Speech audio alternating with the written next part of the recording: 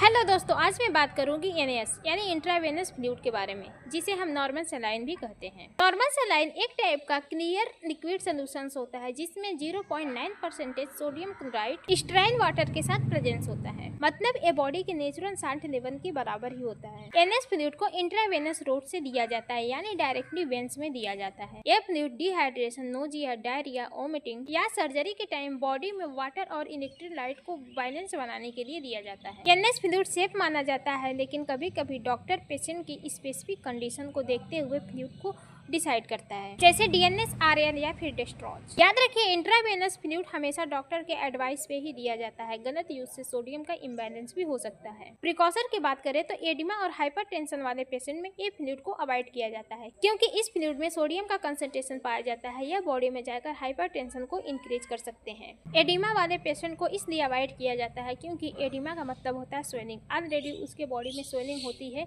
वो भी फ्लूइड से। अगर ऐसे पेशेंट को आप फ्लूइड दे देंगे तो वहाँ पे स्वेलिंग का रिस्क और बढ़ जाता है। प्रेगनेंसी लेडीज की बात करें तो सभी लेडीजों में एनएस की जरूरत नहीं पड़ती है। सिर्फ उसी लेडीज को एनएस की जरूरत पड़ेगी जिसके बॉडी में फ्लूइड की कमी हो। याद रखिए, प्रेगनेंसी लेडीज को भी एनएस देने से पहले उसका मॉनिटरिंग करना बहुत ही जरूरी होता है। अगर किसी महिला को पहले से एडिमा या फिर हाइपरटेंशन की बीमारी हो तो उसमें इस फ्लूइड को अवॉइड किया जाता है। तो दोस्तों, याद रखिए, एनएस एक सेफ वाटर तो है, पर किसी डॉक्टर के संपर्क में। बाकी वीडियो कैसा लगा, लाइक, शेयर और सब्सक्राइब जरूर करिएगा। Thank you.